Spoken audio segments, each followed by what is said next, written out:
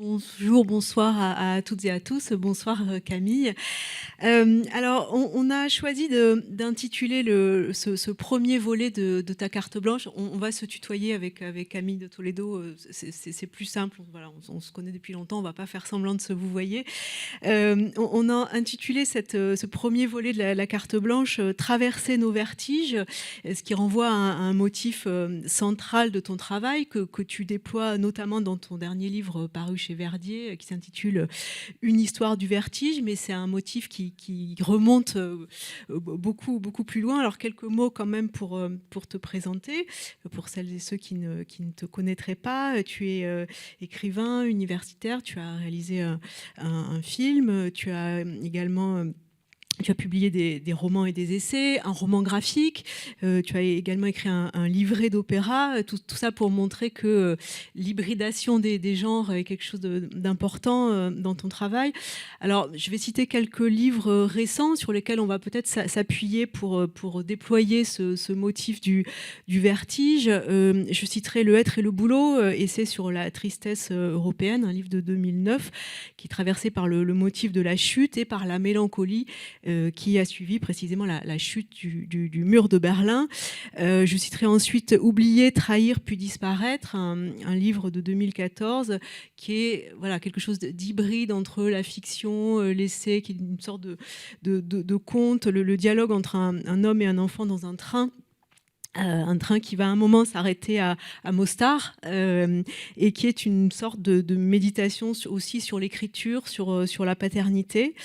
Je citerai ensuite Thésée, sa vie nouvelle, un livre de 2020 qui est alors on pourrait dire une fiction d'inspiration autobiographique sur la fuite vers l'Est d'un homme affecté par 3 deuils successifs et qui va mener une enquête intime qui va recouper des préoccupations politiques et une partie de l'histoire du XXe siècle.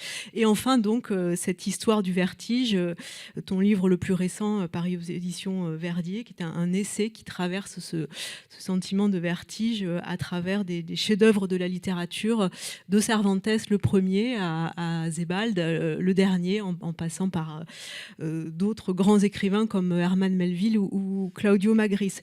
Et puisque nous sommes au Forum des images, donc Zeynep l'a dit, on a choisi tu as choisi comme fil conducteur de cette discussion un film de Théo Angelopoulos, film de 1995, Le regard d'Ulysse, un film qui avait obtenu le Grand Prix à Cannes à l'époque avec le magnifique Harvey Keitel.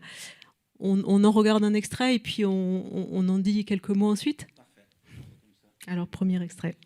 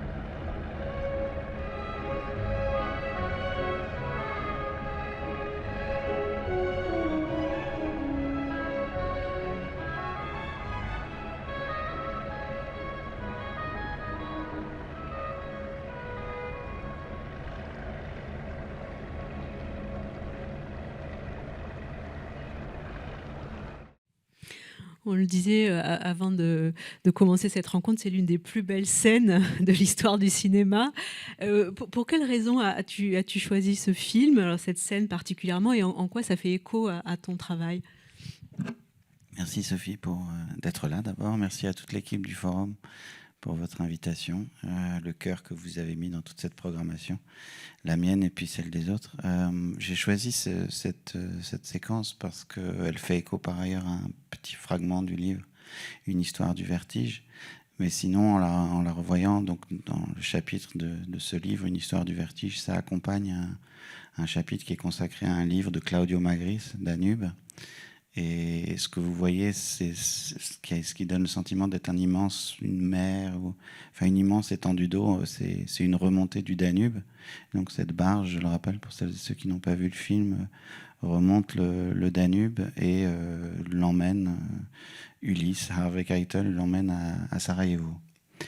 On est en 95, voilà, donc on est 6 ans après la chute du mur de Berlin. Et je trouve l'image fantastique. Moi, dans ce livre, Une histoire du vertige, et dans beaucoup d'éléments de mon travail, je me rends compte que je me suis intéressé à à quoi on tient, qu'est-ce qui fait qu'on tombe, quel est le sens des chutes. Tout ce moment, j'ai cherché à comprendre la fin du XXe siècle, le début du XXIe siècle, par des histoires, par des livres, par des essais parfois, mais il y a ce motif de l'effondrement dans notre époque. C'est un motif qui remonte.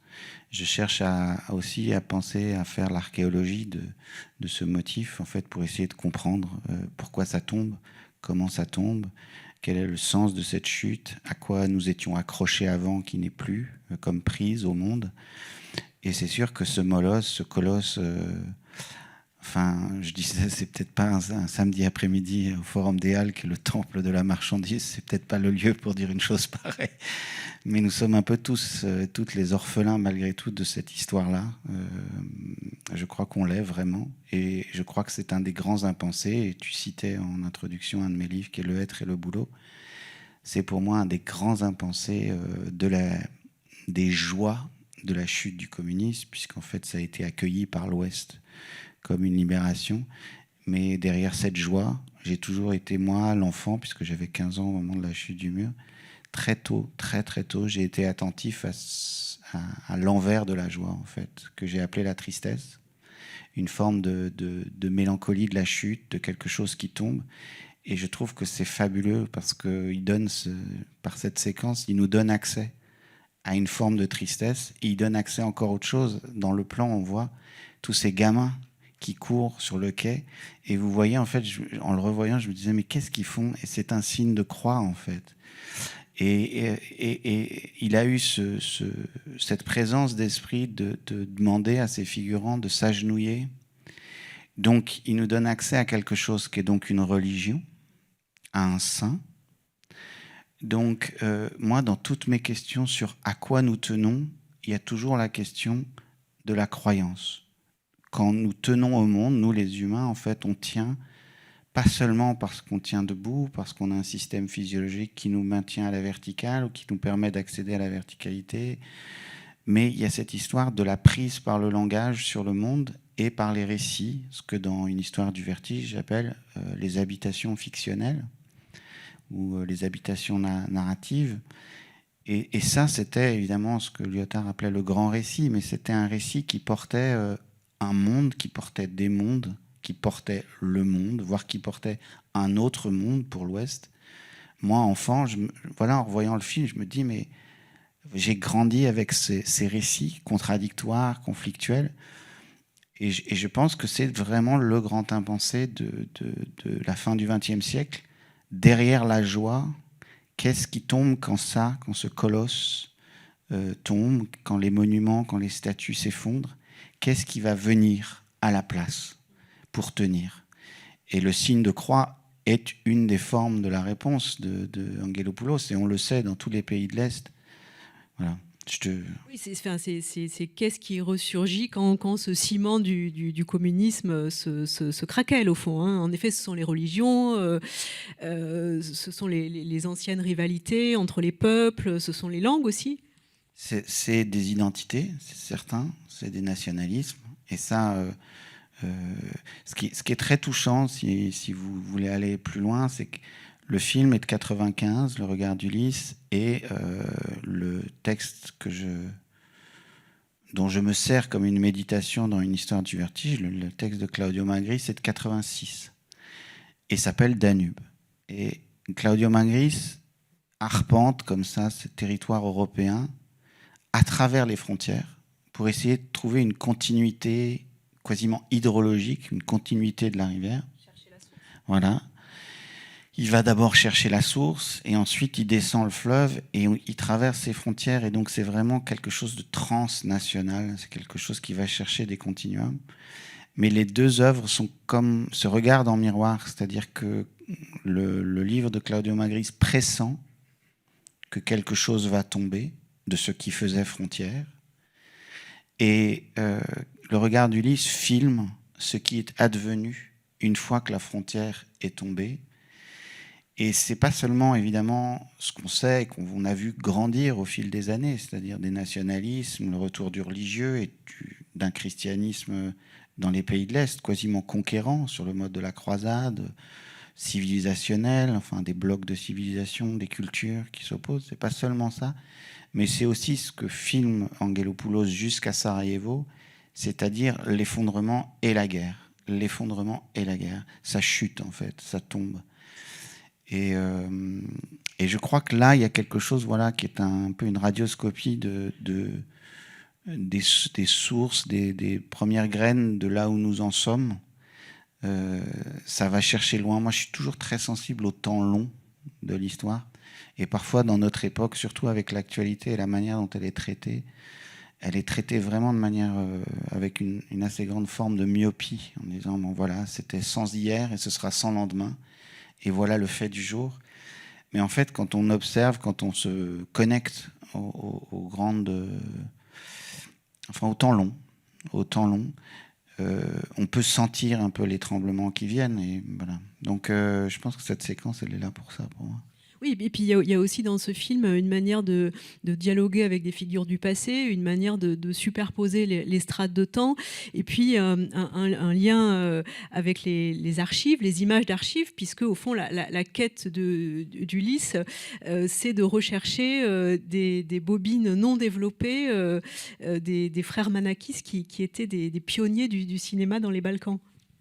En fait, c'est vrai que c'est un film. Moi, je pense que vivre à la fin, enfin avoir vécu à la fin du XXe siècle, c'est à un moment donné se poser la question de son inventaire, moi ce que j'ai appelé l'expérience du XXe siècle. Et c'est vrai que c'est un film, Le regard d'Ulysse, on voit, qui cherche à raconter le XXe siècle. Hein. Les frères Manakis, c'est les débuts du cinéma dans les Balkans.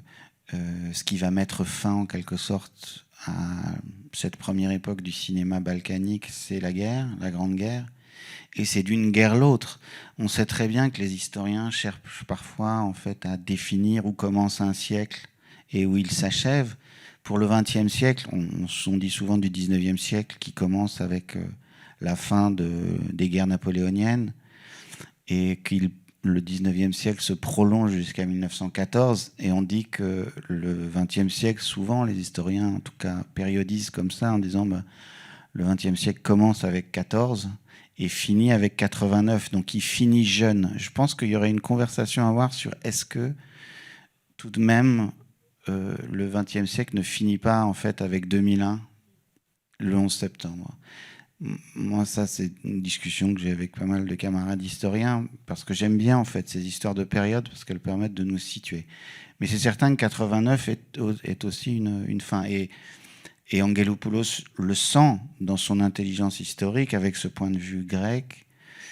Par ailleurs, il y a quelque chose que j'aime, que je refais dans Thésée, moi, c'est qu'il va chercher quasiment un mythe, enfin, une dimension, un personnage, Ulysse, parce que je trouve que voilà, tout ce qui nous arrive dans l'extrême contemporain, souvent c'est ce que j'appelle la dimension de l'archaïque, peut être lu à la lumière de grands récits qui nous trament et dont nous sommes faits. Et donc il va chercher cette figure d'Ulysse. Moi j'ai été chercher Thésée, À d'autres moments, j'ai été chercher Abraham quand je me posais des questions de transmission. Dans Oublier, trahir, puis disparaître, je fais un peu la même chose. Je vais voir la Yougoslavie. Et le XXe siècle, c'est d'une guerre balkanique l'autre, en fait. C'est-à-dire que ça commence avec les guerres balkaniques, la Première Guerre mondiale. Ça commence à se faire la guerre là-bas. Il y a évidemment l'attentat de Sarajevo qui déclenche la guerre. Et puis ça se termine avec une guerre balkanique, qui est la guerre en Yougoslavie, qui fait exploser ce continuum. Et en plus, avec des motifs qui me sont chers, puisque à partir du moment où ce ciment de la religion communiste s'effondre, on a dit il y a ces remontées de nationalité, d'identité, parfois des oppositions de langue. Et la Yougoslavie était un espace où la langue circulait. Après la guerre, il faut des traductions entre croates, entre serbes, entre bosniaques. C'est-à-dire, qu'est-ce qui arrive quand on se déchire, quand on déchire le tissu du monde? Il y a toujours cette tentative de repriser, de recoudre, mais c'est toujours la traduction qui vient à l'endroit de là où ça a coupé, en fait. Et donc la Yougoslavie, qui était un continuum linguistique où on n'écrivait pas forcément la langue, le serbo-croate, de la même manière, mais on le comprenait à l'oral. Tout d'un coup, on s'est mis à travailler les langues pour qu'elles se séparent, pour qu'elles comme ça, elles enveloppent la nation ou le nationalisme. Donc voilà, moi c'est je suis très attaché aussi. Je trouve que c'est un film qui est, le cinéma d'Angelopoulos, c'est un film qui donne une chair. Ça, c'est une de mes grandes questions à l'espace européen. J'emploie jamais le terme d'identité européenne. Je dis toujours qu'il y a un espace, qui est un espace que je qualifie d'antre. C'est un antre, où il y a beaucoup de types de nationalités, beaucoup de formes de culture, beaucoup de langues, qui a donc pour langue commune la traduction. Et je trouve qu'il donne une incarnation, en fait, à cet espace européen. Et j'ai très souvent, moi, au fil de ma vie, déploré le fait que le projet européen n'arrive pas à s'incarner, y compris de manière vibratoire, c'est-à-dire émotionnellement, avec cette conscience claire que tant qu'on n'arrivera pas à faire vibrer cet espace d'une certaine forme d'émotion, on retombera sur nos émotions nationales, qui sont des passions tristes, en fait. Ce ne sont pas des passions de l'entrelac, comme je dis. Donc, là, je trouve que voilà, comme le livre de Magritte, c'est un grand livre transitoire, c'est un grand livre de transhumance. Le regard du livre, c'est un grand film de transhumance, de passage. Et avec, voilà, on montrera, j'imagine, d'autres séquences, mais qui, pour moi, sans doute arrive à incarner de manière très charnelle, sensible, assez voluptueuse, souvent mélancolique, ce que j'aime dans ce que j'ai, au fil de ma vie, appelé Europe, quoi. Mais c'est intéressant cette question de l'Europe, parce que à la fin de ton livre, le être et le boulot, on va plutôt vers une utopie qui serait une utopie de la traduction, en effet, comme langue commune de l'Europe. Et plus de 10 ans plus tard, cette utopie, elle a plutôt volé en éclats, me semble-t-il. C'est-à-dire que tout ce que j'ai... On peut moins être optimiste aujourd'hui qu'en ouais. 2009. De toute façon, tout ce que j'ai cherché à faire a été totalement renversé par ce qui est advenu. Et en même temps, tout ce que j'avais pressenti sur le drame, sur le retour de la guerre, ça, par contre, ça a continué. Donc, en fait, comment dire, quand j'écris la fin de Le être et le boulot, l'utopie linguistique ou la pédagogie du vertige, j'ai pas l'idée que ça va s'accomplir du tout. J'ai l'idée toujours qu'être contemporain de son temps, c'est écrire une archive pour l'avenir.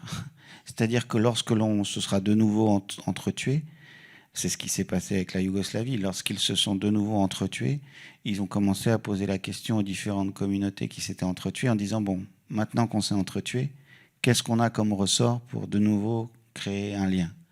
Et très souvent, ils tombaient sur des questions de traduction. Donc, qu'est-ce qu'on fait une fois que l'histoire a passé par la case de la mort? Qu'est-ce qu'on fait? Donc, chaque fois, moi, c'est ça. Je n'écris pas des utopies à venir pour me dire que ça va s'accomplir. Je dis juste que ce sera peut-être un recours pour des gens à venir lorsque la catastrophe aura continué de s'accomplir. C'est une position qui est à la fois très pessimiste, très optimiste à la fois.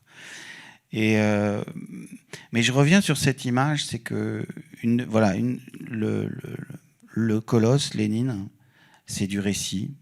C'était une fiction historique qui portait des communautés humaines à chercher plus de justice, plus d'égalité, des formes d'émancipation.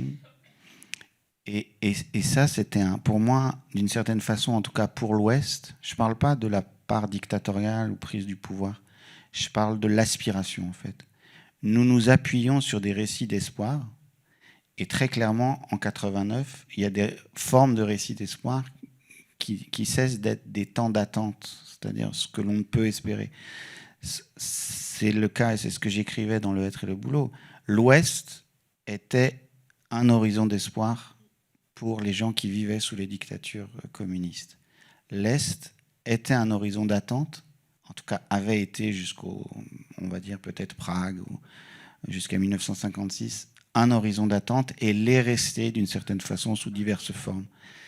Ces horizons d'attente historiques, lorsqu'on considère le temps présent, d'une certaine façon, c'est ce dont nous sommes les orphelins. C'est-à-dire il n'y a plus du tout de récit d'attente où on se dit, tiens, il y a quelque chose à accomplir dans l'avenir.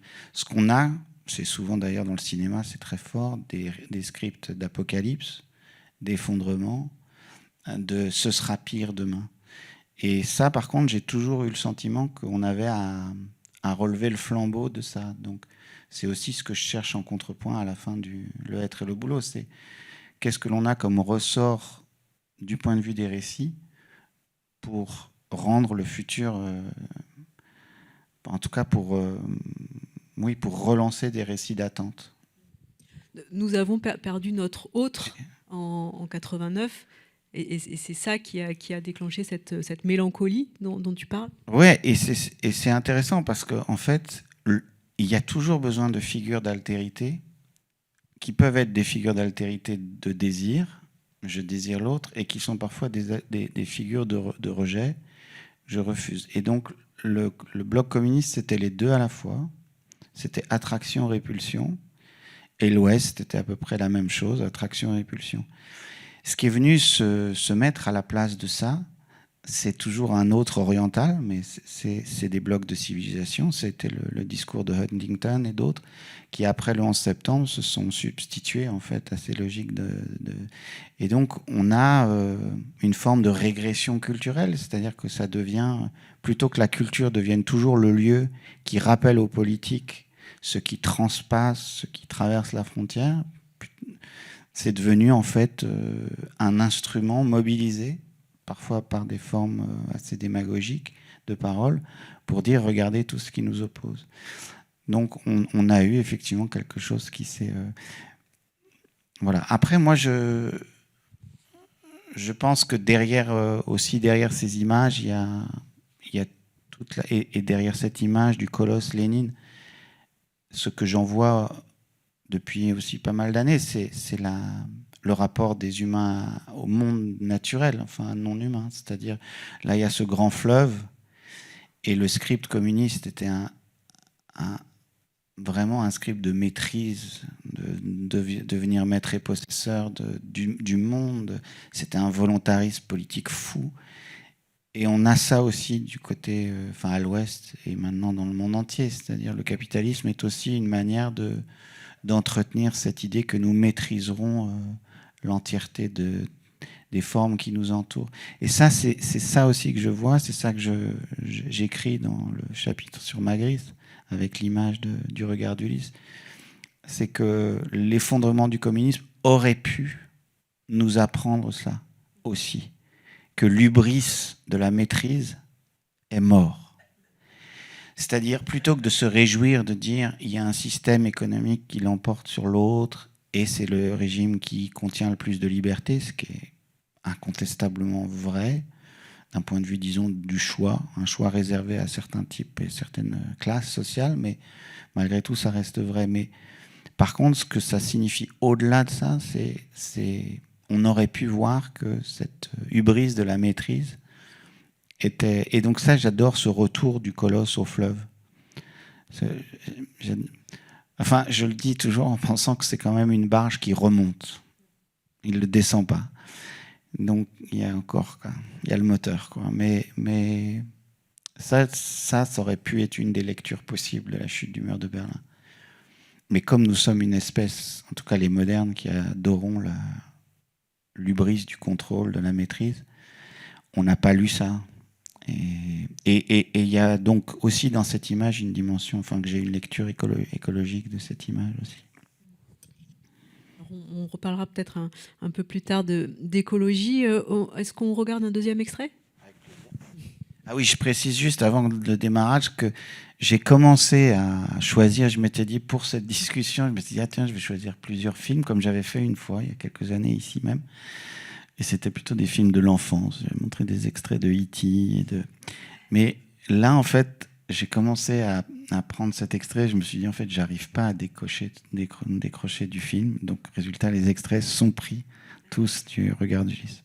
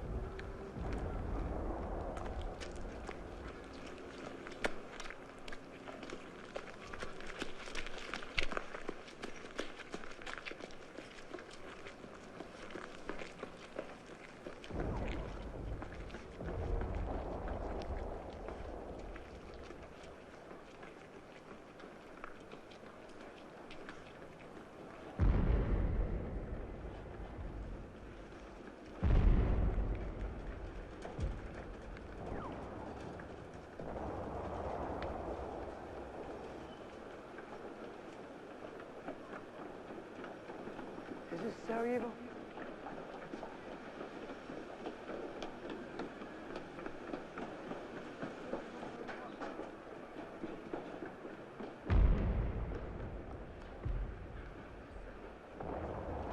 Is this Sarajevo?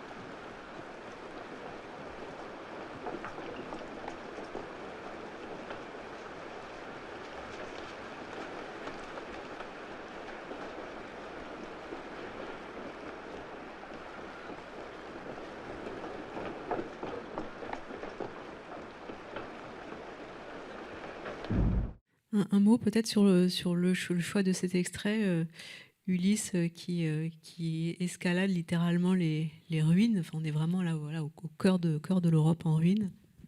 Déjà, je pense un état du monde, le nom du festival. Non, en revoyant cette image là à l'instant, je repensais en fait. Donc d'abord, ils reviennent beaucoup de mémoire. J'ai 20 ans moi en 95.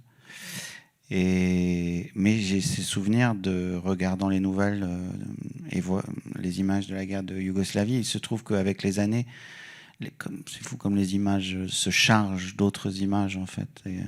Et là, voilà, c'est Sarajevo, mais c'est Mariupol, c'est C'est Beyrouth, encore avant, dans les années 80. Enfin, c'est toutes les images de villes détruites. C'est Alep, en Syrie. En fait, rien ne ressemble plus à une ville détruite qu'une autre ville détruite. Par ailleurs, on voit, il y a cette architecture à la fin, là, cette façade démolie qui a une imprégnation ottomane. Donc, voilà, les Balkans aussi, c'est cet espace qui me touche parce que c'est un espace d'entrelacs précisément qui vient, qui devrait presque tous les jours être montré aux nouvelles pour voir que les mondes s'entrelacent entre les mondes arabo-musulmans ou en tout cas ottoman-musulmans et les mondes, disons, de culture chrétienne. Et ce sont de vieux entrelacs, ce sont de vieux mélanges. Par ailleurs, il y a évidemment dans le regard d'Ulysse, beaucoup de présence de spectres du judaïsme. Donc, c'est ça l'espace européen, en fait. C'est un espace d'entre, c'est un espace d'entre-là. Et cette image, elle est forte, elle est émouvante. Moi, je me souviens qu'à l'époque, il y avait donc Chute du mur, 89, puis tous les éditorialistes des capitales des pays de l'Ouest qui ressassaient ce refrain de la fin de l'histoire. Et qui portait ou charriait en tout cas l'idée du projet de paix perpétuelle, l'idée qu'on était sorti de la violence, qu'on était sorti de la guerre. Et je me souviens, moi, face à ces images de Yougoslavie, j'y étais un peu plus tard, mais avoir cette pensée de dire, bon, voilà encore un autre récit dans lequel les gens, ou sur lequel les gens vont s'appuyer, c'est-à-dire l'idée d'une paix perpétuelle, alors que la guerre était déjà là. Donc, il n'y avait pas de fin de l'histoire. En fait, l'histoire se poursuivait avec presque autant de violence. Et donc, c'est ce qui donne ça que j'appelle le temps long. C'est lorsque on entend un de nos présidents qui dit « bah oui, c'est le retour du tragique de l'histoire ». Mais non, c'est juste la bulle de protection dans laquelle cette personne a vécu. Ça en dit simplement sur sa classe, son milieu, son absence de connexion avec l'histoire profonde. Parce qu'en fait, le tragique ne nous a jamais quittés, l'histoire ne s'est jamais arrêtée, l'histoire de la violence ne s'arrête pas. Et cette guerre de Yougoslavie, au cœur des années 90, à un moment où tout le monde à l'Ouest se réjouissait de l'arrivée de la virtualité, de l'Internet, de la fin de la guerre. Enfin, il y avait toute une sorte de refrain, on appelait ça idéologie avant la fin avant 89. Moi, j'appelle ça habitation fictionnelle, mais c'était ce récit. Et donc, à partir de ces différents effondrements de récits, j'ai fini par développer, c'est vraiment le cœur de ce dont je parle dans Une histoire du vertige, c'est quand je me questionne sur notre espèce, qui est une espèce très narrative, que je nomme sapiens narins, enfin, c'est-à-dire qu'on pense parce qu'on se raconte des histoires, on se raconte des histoires en pensant. En fait, c'est ça, c'est quelle espèce d'ébriété narrative nous prend chaque fois. Et comment c'est toujours soit une guerre, soit une crise, soit un effondrement qui vient nous réveiller de l'ébriété narrative dans laquelle on était entré. Donc 89, donc il y avait une ébriété narrative au XXe siècle qui était à l'Est communiste, qui était à l'Ouest une autre forme d'ébriété narrative, qui était la croissance, la prospérité, etc. Et puis sur cette toile de fond, arrivent des crises, des effondrements, où on est rappelé à ce que j'appelle la vie nue. Et cette image, le monde, pour moi, c'est cette forme d'errance, de sidération. Il ne sait pas où il est. C'est très improbable qu'il ne sache pas où il est, sachant qu'il est venu à Sarajevo. Mais cette question, elle est rhétorique. Est-ce que c'est Sarajevo ? Bien sûr que c'est Sarajevo. Et je trouve que voilà, cette errance...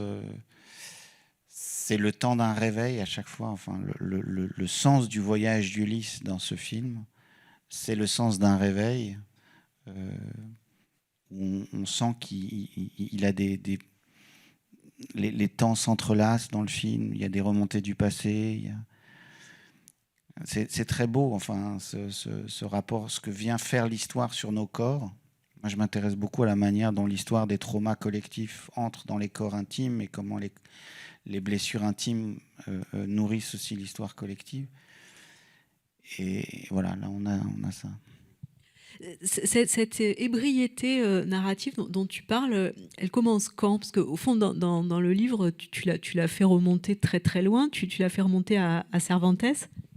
Oh, je la refais monter avant, en fait. Pour moi, la briété narrative commence lorsque les premiers hommes parlent et mettent des récits entre eux et leur milieu de vie. Donc, je prends parfois cet exemple quand je parle du livre d'un enfant qui grandirait au pied d'une montagne et avec des adultes qui, autour de lui expliqueraient que cette montagne est sacrée et que c'était une ancêtre. Ça, c'est le moment où le tissu narratif naît. Et donc ça, c'est nos formes d'ébriété narrative qui peuvent être religieuses. Aujourd'hui, on les distingue. Mais en fait, au premier temps de l'humanité, j'imagine que c'était juste simplement des récits oraux. La beauté de cette habitation narrative du monde, c'est qu'elle peut produire des effets de liaison, de connexion. Ça peut être des effets de liaison. Voilà, je reprends cette montagne. Si on me dit qu'elle est sacrée et que c'est une ancêtre, je vais lui devoir un certain nombre de signes de respect. Si par contre, je grandis dans une autre forme de récit où on me dit non, c'est de la pure matière et tu peux en faire ce que tu veux et notamment l'exploiter parce qu'il y a des minerais dedans, c'est une autre forme, j'appelle ça encodage. C'est une autre manière d'encoder la vie. Et nous, c'est ce qu'on fait depuis... Enfin, je veux dire, le fait humain est un fait d'encodage du monde qui passe par des opérations de langage. Et les opérations de langage sont toujours des opérations d'envoûtement. Là, je vous parle, il y a des effets voilà, on croit, nous croyons collectivement au langage. Oui, mais c'est aussi du commun en même temps, le récit. C'est de la croyance, c'est du commun, c'est la beauté en fait de notre outil, en tout cas chez les écrivains, c'est comme ça. Mais les images, c'est aussi des tissus d'histoire, donc les images font ça aussi. Mais c'est que parfois ça nous lie, ça nous rappelle des sentiments, des émotions, ça nous relie à des lieux, ça nous lie entre nous, ça crée des nous. Et puis ça peut parfois créer des exclusions, des séparations. Donc c'est l'ambivalence profonde des effets du langage sur nos vies que je suis dans une histoire du vertige.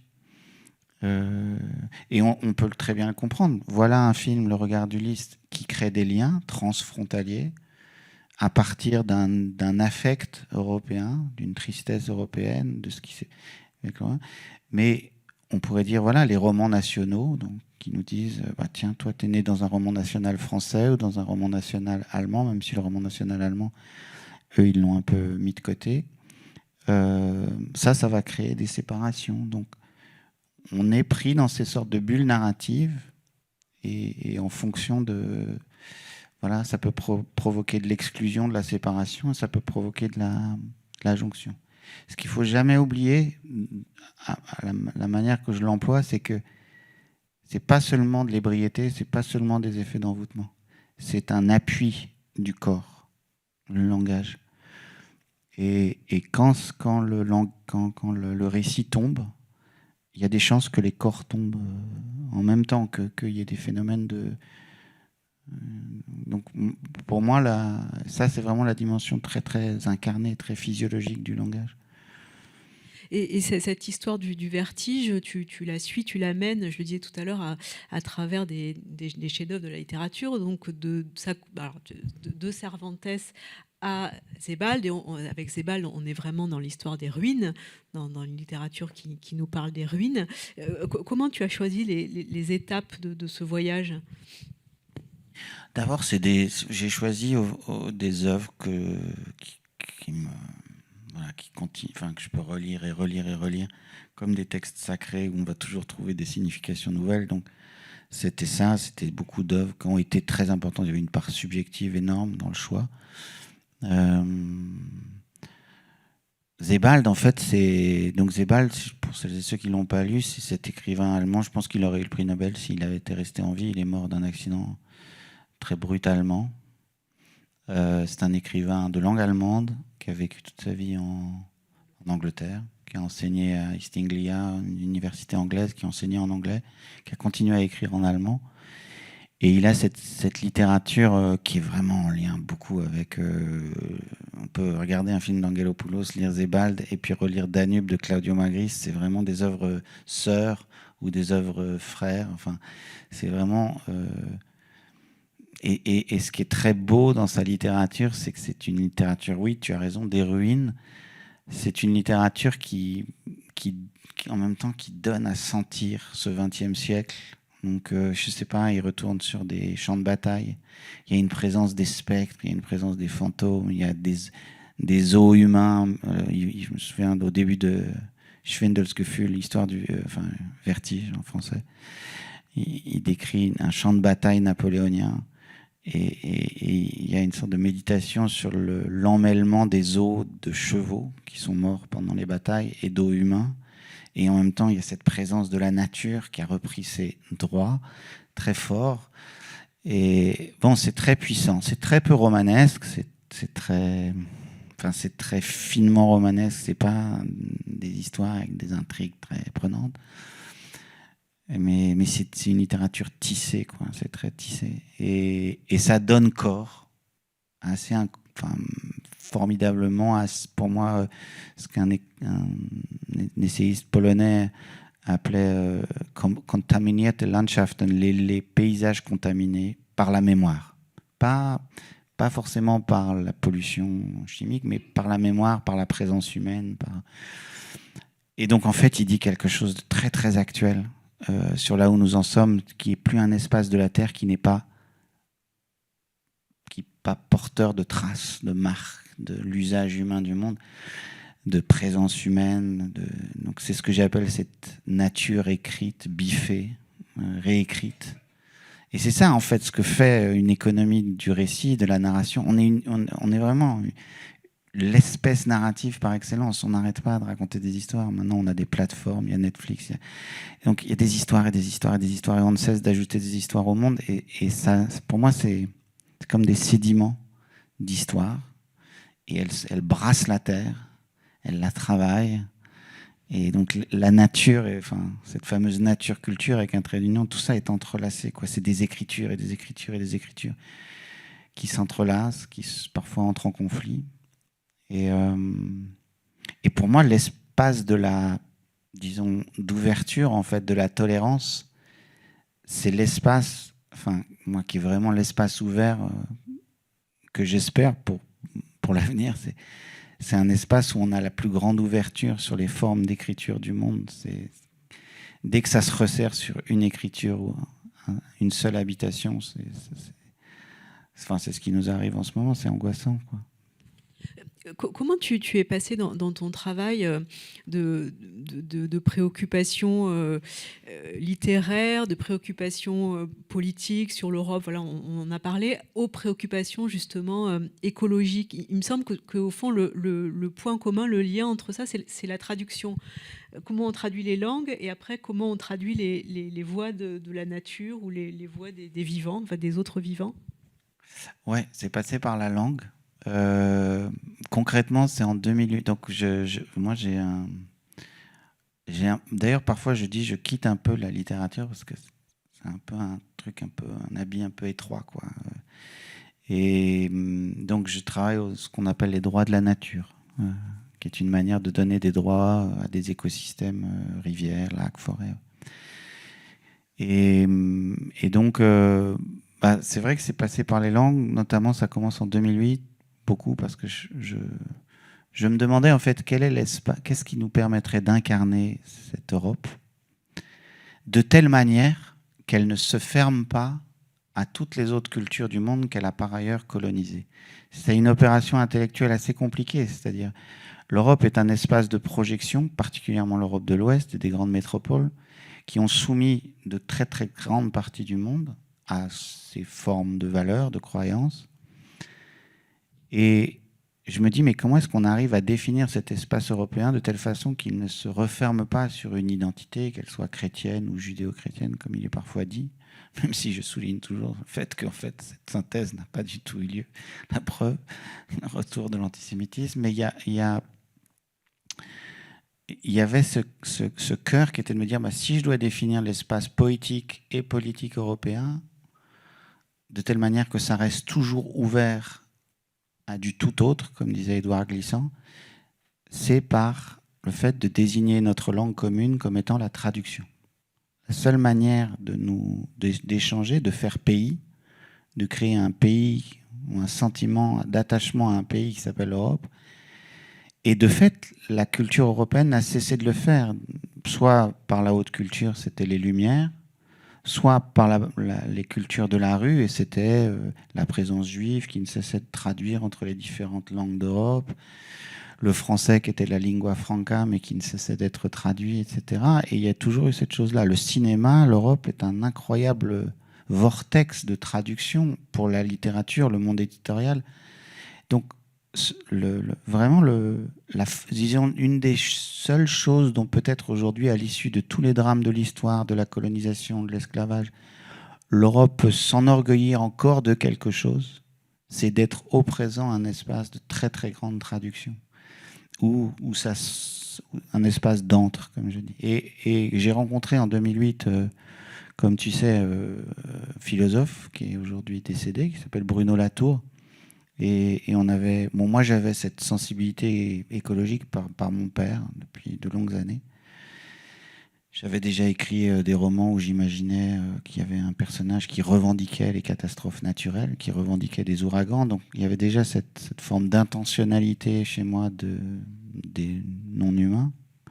Qu'est-ce que veulent les forêts? Qu'est-ce que veulent les lacs? Qu'est-ce que veulent les rivières? Est-ce qu'il y a une volonté du cycle de l'eau? Donc j'avais déjà ces questionnements, mais Bruno Latour, le philosophe, est venu faire une intervention et il a parlé du fait que les scientifiques traduisent ou cherchent à traduire les objets qu'ils étudient. Il parlait encore d'objets à l'époque. Et donc un scientifique qui est un botaniste va essayer de comprendre le langage des arbres et ce qu'ils se disent entre eux et comment l'information circule. Et des gens qui étudient les océans vont essayer de comprendre. Voilà. Et ça a cliqué pour moi autour de cette question de la traduction comme le langage des langages qui nous permet d'éviter de nous resserrer, de trop nous rapetisser sur des tout petits nous. À partir du moment où on se fixe cet horizon d'avoir comme langage le traduire, il y a une sorte de double accueil en fait. La personne qui ne parle pas ma langue devient possiblement mon allié dans le fait de dépasser le cercle défini d'une langue nationale ou autre. Et moi, en tant que traducteur, je me dois d'essayer d'entendre et de porter dans ma langue ce qui est senti, dit, vu, compris. Donc ça s'est à un moment donné étendu simplement aux entités de la nature qui parlent, mais d'une autre manière. Jusqu'à cette aventure assez incroyable du Parlement de Loire, où des scientifiques, des juristes, des philosophes, des écrivains se sont réunis pour essayer de penser ce que pourrait être une personnalité juridique du fleuve. Voilà, c'est ça. Et le lien, alors donc ça c'est ce qu'on a fait, et je continue de le faire d'ailleurs, avec des juristes, effectivement, comme tu dis, des anthropologues, parfois des hydrogéologues, enfin c'est des termes très techniques, mais ce sont des gens qui, parfois des botanistes, etc. Et c'est celles et ceux qui nous permettent de mieux entendre ce qui se dit de la part d'êtres qui parlent pas comme nous, ou parfois d'ailleurs qui se taisent souverainement. Et donc ça, je le poursuis. Le lien avec ce motif du vertige, c'est qui se poursuit en fait, c'est que c'est un monde vertigineux, un monde où on doit lâcher l'idée d'un centre ou d'une langue centrale qui crée un périmètre autour de gens qui s'entendent et se comprennent pour définir de l'autre. Le moment où en fait la traduction entre en jeu, c'est un moment de très grand décentrement en fait, où il n'y a plus de centre. Et donc ça donne une forme. Et je lis vraiment l'état du monde comme le refus catégorique de la part d'un très très grand nombre de collectifs humains de ce décentrement. C'est-à-dire des gens qui sont nostalgiques du vieux centre, que ce soit le patriarcat, donc un monde où l'homme, avec un petit H, est au centre. Des gens qui sont nostalgiques d'un monde où l'homme, avec un grand H, est au centre. D'un monde où c'est des nations avec des langues centrales qui campent des centres. Et je vois qu'en fait, tout ce qui veut advenir, c'est du décentrement, y compris dans la question du genre, y compris. Et c'est ce que j'appelais déjà la pédagogie du vertige en 2009. C'est que si on ne trouve pas des manières d'accompagner ces vertiges, il y aura toujours des réactions, y compris de corps, qui vont dire « je ne suis pas fait pour ces vertiges, je n'y arrive pas en fait ». Et qui vont retomber en fait dans des plis, qui vont se mettre à produire de la politique à partir de certaines formes de nostalgie. Donc c'est pour ça que pour moi c'est devenu vraiment un enjeu central de notre temps. C'est introduire ou incorporer cette idée des vertiges dans une manière d'habiter le monde, c'est garder en soi une énergie d'ouverture à ce qui nous déplace. Et franchement, l'histoire moderne est l'histoire de nos déplacements, c'est l'histoire de nos déséquilibres. En fait, presque l'histoire humaine n'est que l'histoire de nos déséquilibres. Donc en fait, garder cette capacité. Et comme je commence à prendre un peu en âge, je m'aperçois aussi que l'âge, c'est ce moment où en fait, on sent qu'il y a des parties de nous qui voudraient resserrer, réassurer, enfin qui sont déplacées par des choses et qui sont parfois réfractaires à des formes de déséquilibre. Et je trouve dans le motif du vertige l'énergie de toujours ouvrir à ces décentrements. Parce qu'a priori, c'est plutôt inconfortable, le vertige. C'est pas quelque chose de très souhaitable, je ne l'ai pas dit, mais bon, c'est aussi un état physiologique chez moi, donc depuis longtemps. J'ai des vertiges réels, je peux tomber. Enfin, moins maintenant. Mais... On regarde un troisième extrait ? Avec plaisir. Mais je ne sais pas où on en est du temps, parce qu'on parle. Ça fait déjà 1 heure qu'on parle. D'accord. Et on a 1h30. Ok, ça va.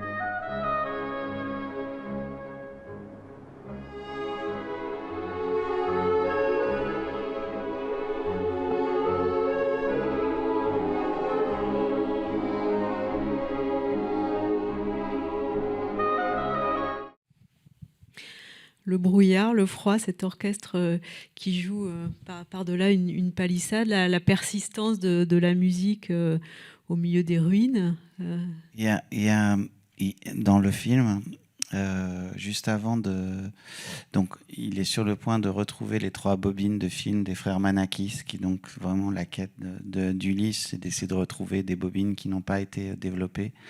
et qui sont peut-être possiblement les bobines qui portent le premier film, le premier regard cinématographique porté sur les Balkans. Et la personne avec laquelle Harvey Keitel là, se promène, c'est celui qui va développer ces bobines. Et cette personne lui explique que, et je m'en souviens en fait moi de mes passages dans les années 90 quand j'étais parti à Sarajevo. Il explique que les jours de brouillard, c'était les jours de liberté.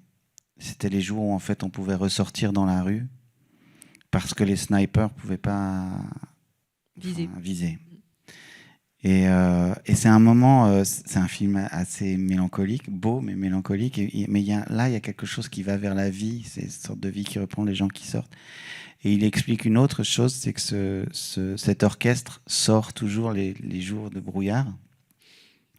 Et notamment que c'est un orchestre qui est composé de musiciens croates, serbes et bosniaques, donc musulmans.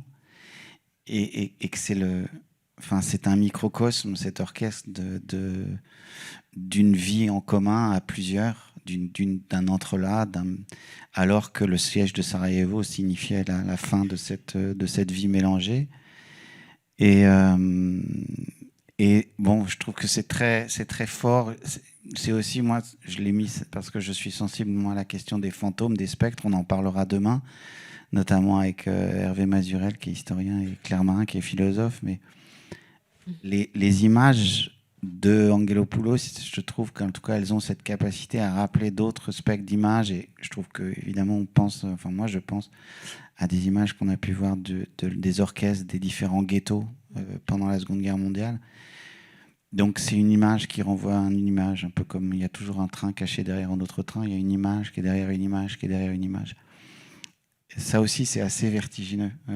Et quand on grandit, un peu, on prend de l'âge, il y a ça ces formes je parlais de sédimentation d'histoire. C'est toujours très fort chez moi. J'ai le sentiment que voilà, une image renvoie toujours à une image, qu'une histoire renvoie toujours à une histoire, etc. Et non, je trouve ça très beau. Alors là, c'est le moment encore joyeux. Et puis très très vite, la fin du film est très très dure. Mais... L'un de tes livres se passe vraiment dans ces territoires-là, c'est oublier, trahir, puis disparaître. Je le disais tout à l'heure, ça commence comme une sorte de conte. C'est l'histoire d'un homme qui se retrouve dans un train avec un enfant qui parle une langue assez étrange. Au fond, c'est une histoire de transmission à l'envers. Leur voyage va les mener à Mostar. Et là, il y a une très très belle idée, je trouve. C'est-à-dire qu'à Mostar, les gens alors, ne font pas un orchestre ensemble, mais comme ils n'arrivent pas à s'entendre sur quelle pourrait être la figure du grand homme, c'est une statue de Bruce Lee finalement qui est érigée. Est-ce que tu peux dire quelques mots de ce livre ? Moi, j'aime beaucoup ce petit livre qui est un peu passé sous les radars quand il est sorti en 2014. Parfois des livres comme ça, mais je l'aime beaucoup. Oui, je peux dire un mot. D'abord, j'avais l'image de ce train fantôme. Je me disais, tiens, mais c'est quoi le narratif du passage du XXe siècle au XXIe siècle ? Comment est-ce qu'on passe d'une époque à l'autre ? Parce que clairement, dans les temps à venir, il y aura les gens du XXe siècle, dont je suis, et puis il y aura les gamins du XXIe siècle, et il y aura cette coupure. Et ils ne porteront pas la mémoire, notamment ils ne porteront pas la mémoire de Lénine sur la barge, ils ne porteront pas la mémoire de la guerre froide, ils auront d'autres formes de mémoire, et ils se rapporteront en disant à une mémoire sans témoin. Voilà. Et donc en fait, je me disais, tiens, quel est le narratif qui nous permet de passer d'un siècle à l'autre ? Et j'ai eu l'idée de ce train fantôme. Donc l'homme, il se fait appeler le vieil Européen, il a conscience qu'il porte un monde qui n'existera plus dans l'avenir. Et il y a ce gamin sauvage qui parle une langue très hybride, faite de beaucoup, beaucoup de types de sonorités, qui peuvent être des sonorités de différentes langues, parfois des langues d'Extrême-Orient, parfois des langues européennes, parfois des langues africaines. Enfin, il y a une sorte d'hybride de langues. Et ce gamin, on ne sait pas exactement ce qu'il dit. On ne sait pas exactement de quelle espèce de sauvagerie même il est le porteur. Et c'est ce cas de conscience de ce vieil Européen qui se dit sans cesse, est-ce que je vais lui raconter ce qui s'est passé là ? Et quand il dit ce qui s'est passé là, c'est que le train fantôme les mène jusqu'en Yougoslavie, enfin, ça va vers cette ville de Mostar. Mostar, c'est un lieu emblématique en plus de Sarajevo, parce qu'il y a ce pont qu'on a beaucoup vu à l'époque de la guerre, qui était le pont qui reliait deux parties de la ville et donc deux communautés. Et ce pont a tenu. Mais tenu. Les bombardements passaient. Et un jour, ce pont est tombé. C'est un pont qui est aussi célèbre parce que beaucoup de gamins viennent là pour sauter, pour faire des sauts de l'ange dans une rivière qui coule en dessous. Et c'est une très belle hauteur, quoi. C'est vertigineux là aussi. Et donc ce pont a fini par tomber. Et donc c'était tout un symbole. Et lorsque les armes se sont tues, il a fallu convoquer les jeunes des différentes communautés et les plus vieux en disant on va ériger une statue qui sera le symbole de la vie retrouvée et de notre capacité à vivre ensemble. Et il y avait tout un tas de noms sur cette liste de figures. Et la seule figure sur laquelle les différentes communautés se sont mises d'accord, c'est Bruce Lee. Et donc, sur la ligne de front à Mostar, où se sont entretuées des communautés musulmanes, bosniaques, serbes, croates, il y a cette statue de Bruce Lee. Et donc, le vieil Européen et l'enfant arrivent jusqu'à cette statue avec la nécessité pour ce vieil Européen d'avoir une interprétation pour ça. C'est quoi, en fait ? Et je pense que là aussi, ça en dit un peu de notre état du monde, c'est que moi, j'ai un rapport, j'aime beaucoup les hybridités, et je trouve ça très drôle. Et j'ai un rapport à la fois émerveillé et mélancolique. Je trouve ça pathétique, et je trouve ça drôle et merveilleux, que tout d'un coup, il y ait cette sculpture de Bruce Lee. Là où l'histoire ne s'arrête pas, c'est que la sculpture, après son inauguration, où tout le monde était là, etc., et quelques mois où elle a tenu bon, elle a disparu. Elle a été volée. Et donc, voilà, il y avait toute cette question de où est passée la statue de Bruce Lee. L'histoire veut que, enfin, c'est ce que me dit une des personnes dans mon voyage et que j'ai repris dans le livre, c'était un bronze de Bruce Lee et elle a été fondue et le bronze a été vendu c'est par des gamins qui s'achètent de la drogue. Donc il y avait toute cette histoire que je trouvais emblématique de ce qui se passe aussi en Europe, c'est-à-dire hier soir je regardais avec ma fille, je lui dis tu choisis le film, je te racontais juste avant, vas-y tu choisis le film qu'on regarde hier soir, c'était hier soir. Et puis elle me dit ouais vas-y on va regarder le documentaire sur Squeezie, qui est un YouTuber qui est un peu le Bruce Lee français d'une certaine façon, c'est-à-dire que quel est le sens de cette pop culture ? Cette pop culture, elle vient à l'endroit d'un vide, de quelque chose qui n'est plus vécu, qui n'est plus ressenti. Et c'est pour moi indécidable. J'ai pas de nostalgie, je trouve pas ça génial non plus. Je me dis juste, ça est. Pour ça, c'est assez amusant. Et voilà. Mais c'est vrai que moi, j'ai grandi avec une culture classique, etc. Et dans ce livre, il y a ce vieil Européen qui voit sous ses yeux cette sculpture advenir. Voilà. Enfin, le livre est sur cet indécidable-là. Il est encore plus vertigineux parce que la fin renverse tout le voyage. On ne va pas la révéler. Mais en tout cas, j'ai l'impression qu'il y a un lien entre ce livre-là et Thésée, sa vie nouvelle, pour le motif du train, en fait. Qui au fond, et j'y ai pensé en voyant le film d'Angelopoulos, qui est au fond une espèce de plan-séquence littéraire. C'est un plan-séquence littéraire, et puis c'est vraiment... c'est-à-dire, si on reprend... Dans l'espace nord-américain, le train signifie tout autre chose. Le train, c'est le véhicule de la conquête, c'est le véhicule du front pionnier, c'est la nouvelle frontière, et donc c'est la mort indienne, enfin la mort d'un rapport amérindien à ce territoire, à cet espace. C'est vraiment une logique de conquête. Le train en Europe, enfin, moi j'adore voyager en train. Je vis à Berlin depuis 12 ans, je suis souvent dans des trains. Je connais la brume. Elle est partout, de Cracovie, Varsovie, l'hiver. C'est ça, en fait. La France vit dans une sorte d'illusion de l'Atlantique et de la Méditerranée, quoi.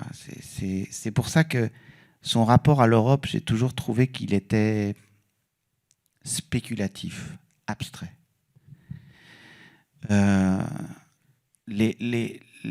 L'Est, c'est vraiment quelque chose. Et c'est pas du tout les mêmes espaces de projection. Et donc, voilà, il y a ça, et on y accède beaucoup par le train. J'ai des souvenirs de ces trains en Roumanie. On avait fait un voyage avec mes enfants, on avait traversé de Berlin jusqu'à Istanbul, tout en train. C'est vraiment, c'est le passe-frontière, et c'est aussi cette chose qui évite le rapport hors sol à l'espace, parce que l'avion est la meilleure manière de ne jamais comprendre l'infinie variation qui mène du soi à l'autre. Enfin, c'est une sorte de micro-degré. Alors quand on passe entre la Bulgarie et la Turquie, qui est par ailleurs en plus un des coins d'origine d'une partie de ma famille, Andrinople, qui est proche de la frontière bulgare, où sont passés beaucoup les cortèges des gens qui fuyaient la Syrie. En fait, l'Empire ottoman n'arrive pas comme ça à la frontière turque. Il y a comme ça ces imprégnations des espaces et ces entrelacs. Ça, c'est inextricable. Et parfois, je maudis un peu le politique, qui est toujours cette sorte d'usage du langage performatif, qui pense que oui, ça va s'arrêter à la frontière. En fait, non, c'est pas du tout comme ça que fonctionnent nos corps, que fonctionnent nos mondes, que fonctionnent nos écologies intérieures de langue. C'est pas comme ça, en fait. Tout ce qui tranche trop violemment dans le réel, pour moi, est une offense. C'est déjà le début de la brutalité, en fait.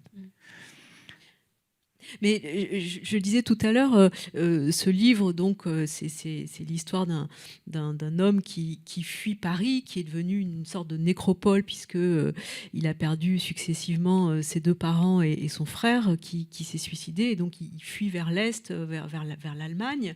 Et au fond, ce livre permet de revenir à la thématique du festival, blessure du corps, blessure du monde. C'est vraiment une manière d'entrelacer l'effondrement du corps, puisque cet homme est en train de s'effondrer psychiquement, mais aussi physiquement, avec les blessures du monde, et on revient sur ces blessures de l'Europe. Oui, en fait, donc Thésée, sa vie nouvelle, est aussi effectivement liée en fait à ce motif des vertiges. D'abord parce que le suicide et la pulsion de mort, c'est quelque chose, quand on la regarde de près, qui infonde la vie, donc ça tombe. Hein. C'est des gens qui partent sans appel, sans mots, et qui décident de quitter cette terre, de quitter la vie. Il y a quelque chose comme ça qui est un vertige laissé à celles et ceux qui lui survivent. Donc déjà, il y a ça. Il y a dans Thésée sans doute ce vertige de où commence l'histoire collective et où s'arrête l'histoire intime. Et en fait, c'est un continuum total, absolu dans les deux. En fait, le corps du narrateur, Thésée, est un corps médian, c'est un corps interstitiel sur lequel tombe l'ensemble de l'expérience du XXe siècle, des différentes guerres.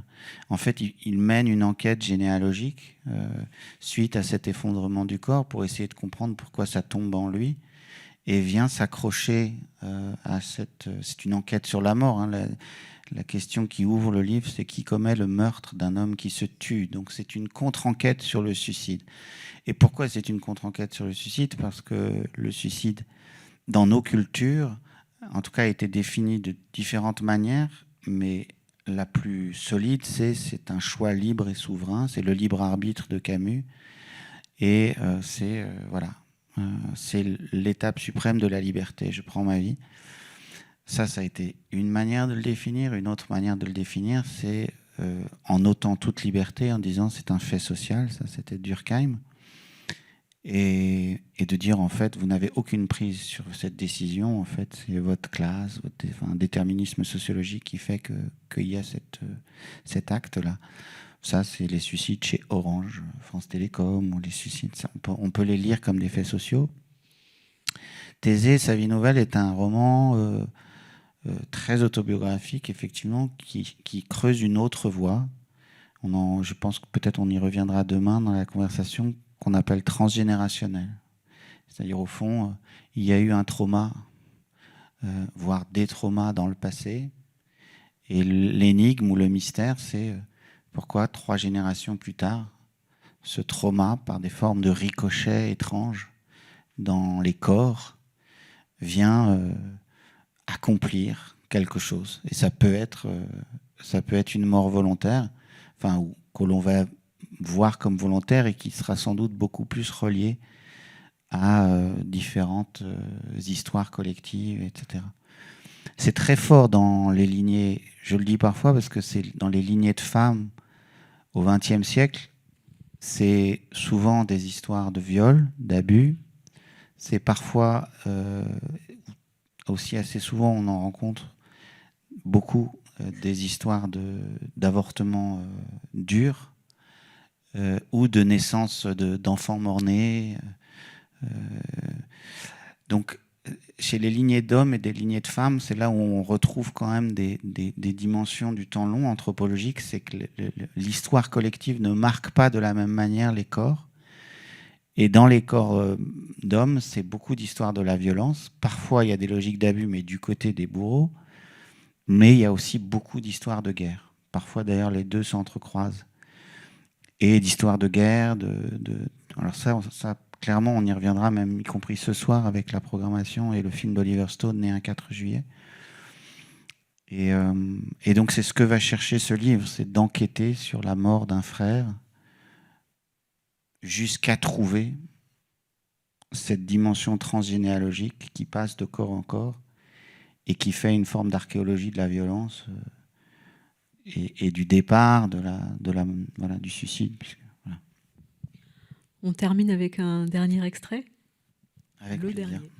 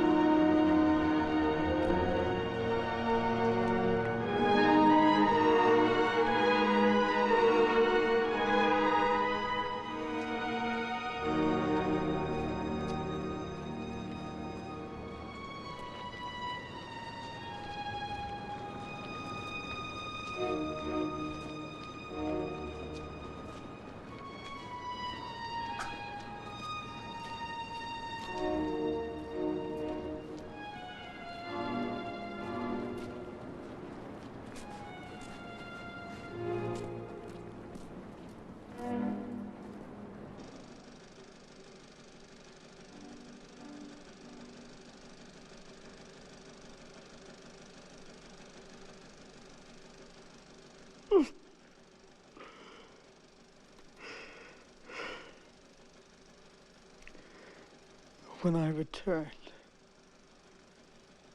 it will be with another man's clothes.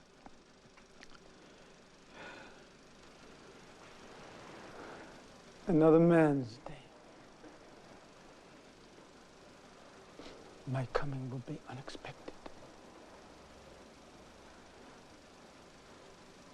If you look at me unbelieving and say, you are not he, I will show you signs, and you will believe me. I will tell you about the lemon tree in your garden, the corner window that lets in the moonlight, and then signs of the body, signs of love. And as we climb, trembling, to our old room, between one embrace and the next, between lovers' calls, I will tell you about the journey all the night long, and in all the nights to come,